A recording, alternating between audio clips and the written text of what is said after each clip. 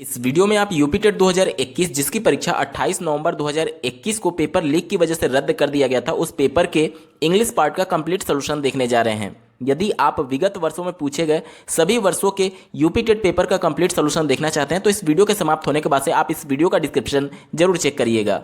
नमस्कार दोस्तों, मेरा नाम है नीरज और आप देख रहे हैं करियर बिट यूट्यूब चैनल। अगर आप इस चैनल पर पहली बार विजिट करें तो इसको सब्सक्राइब करते हुए बेल आइकन को प्रेस करना ना भूलें। चलिए दोस्तों, वीडियो प्रारंभ करते हैं। पहला प्रश्न पूछा गया था, fill in the blank with appropriate preposition. The coolie carried a suitcase dash his head. जब भी कूली सूटकेस उठाता है तो वो हमेशा अपने सर पर लेकर के चलता है, क्योंकि यहाँ पर वाक्य में भी दिया गया है, आप देख सकते हैं सूटकेस को वो सर पर रख रहा है। तो जब भी किसी सरफेस पर कोई वस्तु रखी रहती है, इसके सर पर पूरे सरफेस पर सूटकेस रखा गया, तो जब भी कोई वस्तु किसी सरफेस पर रखी रहती है तो वहां पर हमेशा ऑन प्रीपोजिशन का यूज किया जाता है।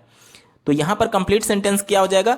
The coolie carried a suitcase on his head. Option number 3 सही उत्तर है। अगला प्रश्न पूछा गया था, which of the following word is plural, यानी दिए गए शब्दों में से कौन सा शब्द बहुवचन में है। ऑप्शन नंबर 4 एलुमनी इसका सही उत्तर हो जाएगा। और इसके अगर सिंगुलर की बात की जाए यानी एक वचन की, तो होता है एलुमनस, ALUMNUS।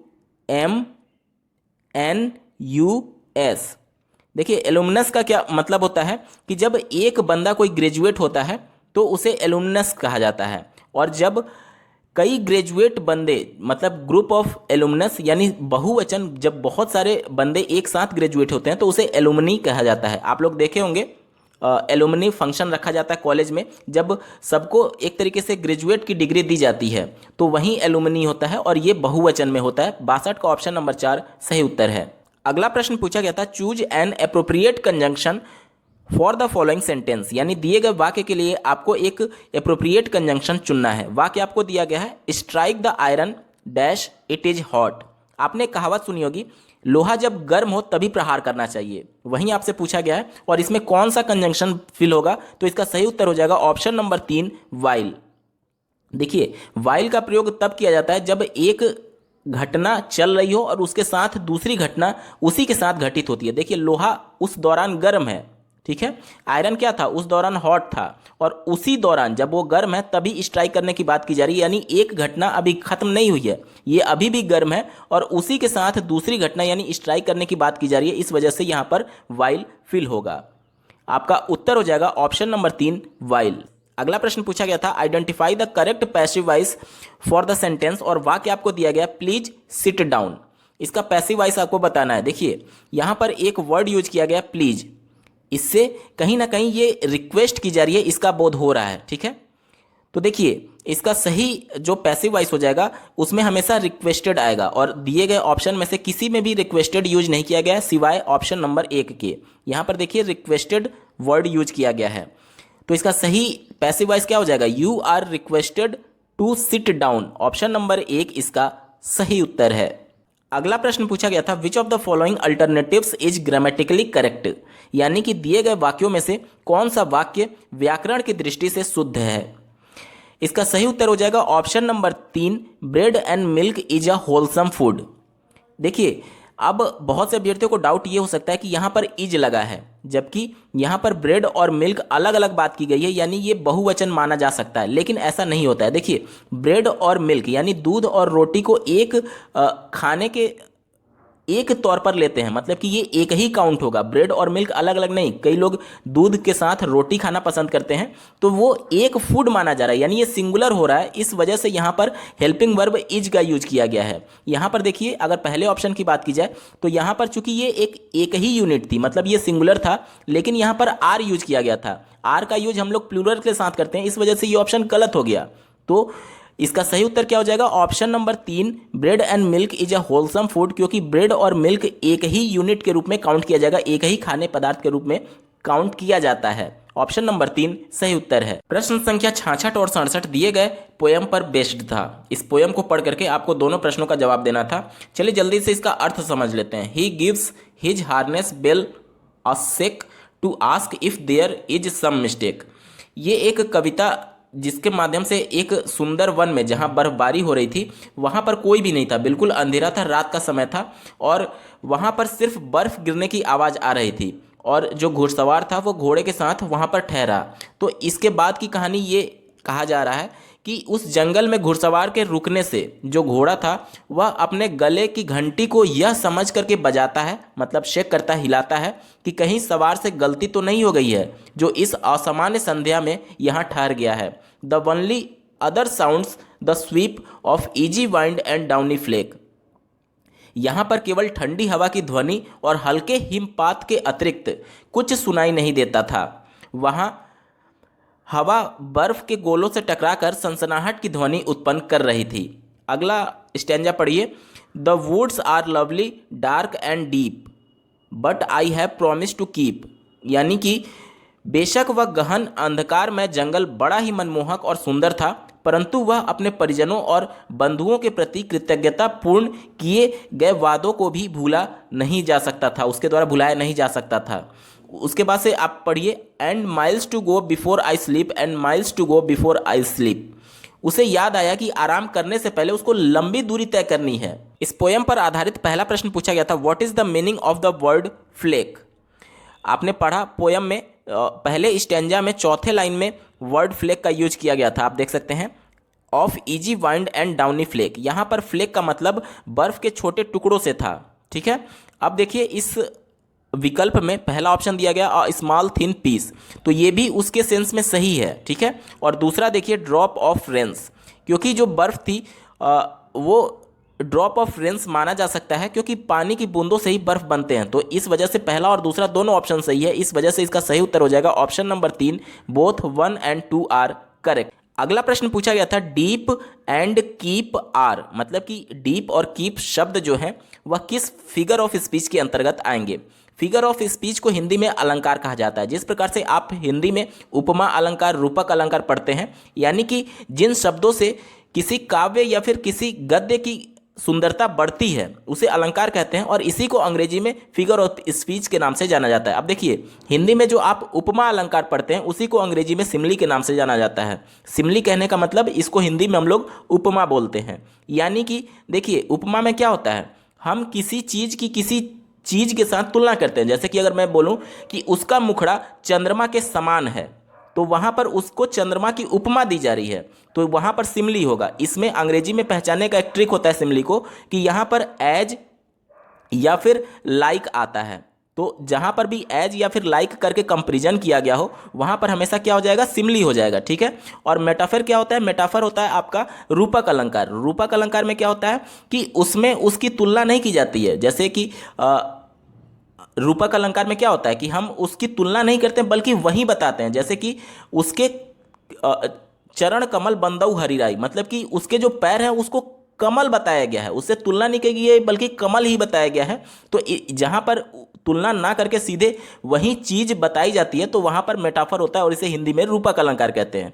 तो देखिए इस कविता को जब आप पढ़ेंगे तो जहाँ पर डीप और कीप आया हुआ है, ना तो ये कंपैरिजन किया जा रहा है और ना ही उसके समान बताया जा रहा है, यानी कि ये दोनों तो ऑप्शन गलत हो गए, ठीक है। उसके बाद से अल्टरनेटिव वर्ड्स भी नहीं है, तो इस वजह से ये भी उत्तर गलत हो गया। एक ही ऑप्शन आपका बचा राइमिंग वर्ड्स। देखिए कुछ वर्ड्स ऐसे होते हैं जैसे कि डीप, कीप, ये एक ही ध्वनि उत्पन्न कर रहे हैं, राइमिंग वर्ड्स हैं। इस वजह से इसका उत्तर क्या हो जाएगा, ऑप्शन नंबर 3 राइमिंग वर्ड्स इसका सही उत्तर है। अगला प्रश्न पूछा गया था the use of technology to enhance the learning process is called in education.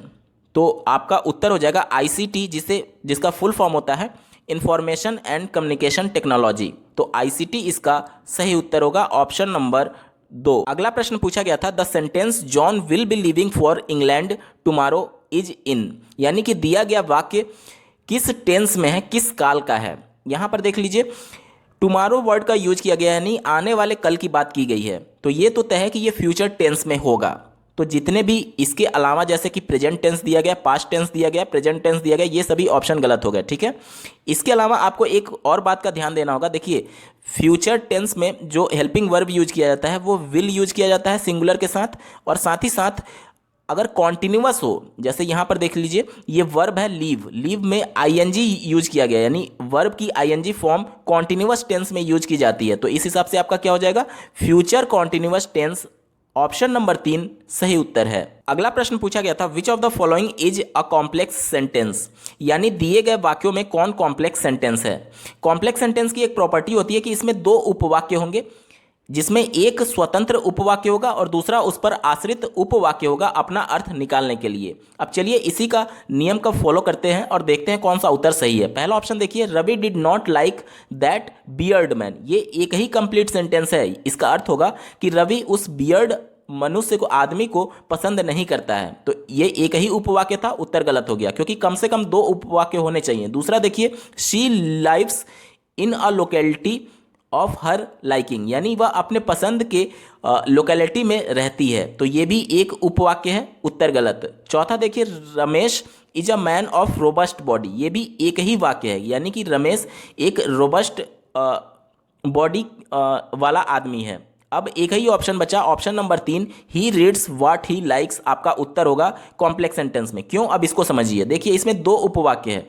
पहला वाक्य है ही रीड्स, मतलब कि वह पढ़ता है, ये पहला उपवाक्य हो गया। और दूसरा उपवाक्य है व्हाट ही लाइक्स, मतलब कि जो वह पसंद करता है। अब जैसे देखिए, वह पढ़ता है तो सेंस कंप्लीट है, लेकिन जो चाहता है, जो दूसरा उपवाक्य है, उसका अर्थ कंप्लीट करने के लिए आपको पहले उपवाक्य ही रीड्स पर निर्भर होना पड़ रहा है। इस वजह से यहाँ पर कॉम्प्लेक्स सेंटेंस होगा और इसका सही उत्तर है option number 3, he reads what he like. अगला प्रश्न पूछा गया था, the teachers in English medium school usually teach their students in. देखिए यहाँ पर इंग्लिश मीडियम स्कूल की बात हो रही है। इंग्लिश मीडियम स्कूल में हमेशा डायरेक्ट मेथड का यूज किया जाता है। आप लोग देखते होंगे कि इंग्लिश मीडियम के जो बच्चे होते हैं, छोटे बच्चे भी इंग्लिश में बोलना सीख जाते हैं। क्यों? क्योंकि वहाँ पर इन्वायरमेंट इंग्लिश का दिया जाता है। डायरेक्ट मेथड की प्रॉपर्टी ही यही है कि जो फॉरेन लैंग्वेज है, जो इंग्लिश लैंग्वेज है, उसको सिखाने के लिए हमें उसी प्रकार का इन्वायरमेंट दे दिया जाए जैसे कि अगर हम लोग हमारी मातृभाषा जो हिंदी है उसको सिखाने के लिए, जैसे बच्चे जब जन्म लेते हैं तो वो माँ बाप और आस पड़ोस को बचपन से ही हिंदी में बोलते हुए सीखते हैं और उसी का अनुकरण कर लेते हैं, उसको अर्जित कर लेते हैं। तो उसी प्रकार से अगर हम लोग इन्वायरमेंट ही इंग्लिश का दे दें तो वह बच्चे उसी प्रकार से इंग्लिश नेचुरली अंग्रेजी बोलना सीख जाएंगे। यानी कि option number 2, the direct method, इसका सही उत्तर है। अगला प्रश्न पूछा गया था, find out the subject in the following sentence, यानी कि दिए गए वाक्य में आपको कर्ता सब्जेक्ट को चुनना है। वाक्य आपको दिया गया, the beautiful rainbow soon faded away. यहाँ पर कर्ता जो है पूरा यहाँ तक है। देखिए द ब्यूटीफुल रेनबो, क्यों? क्योंकि अगर आप सिर्फ रेनबो ले लेंगे तो इसकी विशेषता कौन बता रहा है? ब्यूटीफुल बता रहा है। और साथ ही साथ द आर्टिकल निश्चित होने से ये कंफर्म हो रहा है कि इसी रेनबो की बात हो रही है। इस वजह से पूरा जो आपका सब्जेक्ट है ये पूरा हो जाएगा द ब्यूटीफुल रेनबो, और आपका सही उत्तर हो जाएगा ऑप्शन नंबर 4। अगला प्रश्न पूछा गया था, supply the correct article in the following sentence. दिए गए वाक्य में आपको सही आर्टिकल फिल करना है। वाक्य दिया गया है, Raghu is dash one eyed man. यहाँ पर बहुत से लोगों को ये संदेह हो सकता है कि ओ आया हुआ है, यानी कि वॉवेल है। वॉवेल के अनुसार वो एन फिल कर सकते हैं, लेकिन आपका उत्तर गलत है। देखिए हम लोग इसका प्रोनाउंसिएट करते हैं वन, तो किससे ये उच्चारित हो रहा है? व से। और व को जब आप इंग्लिश में ट्रांसलेट करेंगे तो वी से प्रोनाउंसिएट होगा, मतलब वी से इसका अंग्रेजी होगा, और ये एक कॉन्सोनेंट है। तो इस वजह से आप यहाँ पर एन फिल ना करके ए फिल करेंगे, क्योंकि कॉन्सोनेंट से पहले आपको ए फिल करना होता है। अगला प्रश्न पूछा गया था, which of the following words is plural, यानी कि दिए गए शब्दों में से कौन बहुवचन में है। देखिए चाइल्ड जो है ये सिंगुलर होता है और इसका जो प्लूरल होगा वो चिल्ड्रन होगा, ठीक है। इसी प्रकार से देखिए सेक्शन में अगर एस यूज हम लोग कर दें, एक्स जोड़ दें तो सेक्शंस हो जाता है, तब इसका प्लूरल बनेगा, यानी ये भी सिंगुलर में है। और सॉल्यूशन में अगर हम लोग एस जोड़ दें तो सॉल्यूशंस हो जाता है, ये भी आपका सिंगुलर में है सॉल्यूशन, ठीक है। ये भी सिंगुलर में है और चाइल्ड भी सिंगुलर में है, इसका प्लूरल क्या होता है? चिल्ड्रन होता है। लेकिन अगर बात करें ऑप्शन नंबर 2 की, कैटल, कैटल का मतलब क्या होता है? मवेशी होता है, तो ये प्लूरल होता है, यानी बहुवचन में होता है। 74 का ऑप्शन नंबर 2 सही उत्तर है। अगला प्रश्न पूछा गया था, which of the following noun is in plural, यानी कि दिए गए संज्ञा में से कौन सा बहुवचन में है। देखिए न्यूज की अगर बात की जाए तो ये हमेशा सिंगुलर की तरह यूज किया जाता है। इसी प्रकार से टेनिस की बात की जाए तो ये भी सिंगुलर की तरह यूज किया जाता है, और क्राइस भी सिंगुलर है। इसका बहुवचन करने के लिए आपको ईएस जोड़ना पड़ता है, क्राइसिस होता है, ठीक है।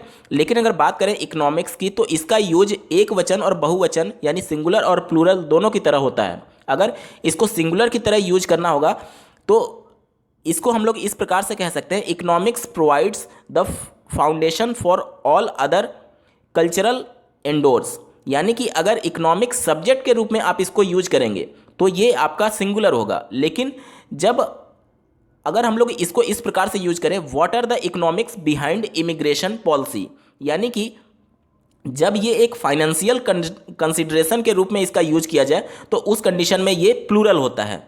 तो यही एक ऑप्शन है जो कि प्लूरल और सिंगुलर दोनों है। प्रश्न में आपसे प्लूरल पूछा गया था, इस वजह से ऑप्शन नंबर 2 सही उत्तर है। अगला प्रश्न पूछा गया था, which of the following sentence is in passive voice. Passive voice में कर्म की प्रधानता होती है, ठीक है। और साथ ही आप ये भी जानते होंगे कि वर्ब की थर्ड फॉर्म का यूज किया जाता है और साथ ही बाई का यूज किया जाता है अधिकांश केसेस में, ठीक है। तो यहाँ पर देख लीजिए, यहाँ पे बाई का यूज नहीं दिख रहा है, यहाँ पर भी नहीं दिख रहा है, यहाँ पर भी नहीं दिख रहा है। लेकिन अगर बात करें ऑप्शन नंबर 3 की, तो यहाँ पर देखिए वर्ब का थर्ड फॉर्म भी आया हुआ है, राइट का थर्ड फॉर्म रिटन होता है, साथ ही बाई भी आया हुआ है। तो यही आपका पैसिव वॉइस में होगा। अब इसका अर्थ समझ लीजिए, a letter was written by him yesterday, यानी कि उसके द्वारा एक पत्र लिखा गया। तो यहाँ प्रधानता किसकी है? पत्र की प्रधानता है, कर्म की प्रधानता है, इस वजह से यहाँ पर पैसिव वॉइस होगा। अगला प्रश्न पूछा गया था, fill in the blank with correct preposition. वाक्य आपको दिया गया, neither he is sorry dash his father. आप लोग जानते होंगे नाइदर के साथ हमेशा क्या यूज किया जाता है? नॉर यूज किया जाता है। तो ऑप्शन नंबर 3 नॉर इसका सही उत्तर है। अगला प्रश्न पूछा गया था, add the right suffix to pluralize the word dictionary, यानी कि डिक्शनरी शब्द को बहुवचन में बनाने के लिए निम्न में से कौन सा सफिक्स यूज किया जाएगा? तो देखिए, जब भी किसी नाउन के आगे वाई यूज किया रहता है तो उसको वाई को हटा करके हम लोग क्या कर देते हैं? IES जोड़ देते हैं, ठीक है। तो इस हिसाब से आपका उत्तर क्या हो जाएगा? Option number 3। प्रश्न संख्या 79 और 80 दिए गए पैराग्राफ पर आधारित था।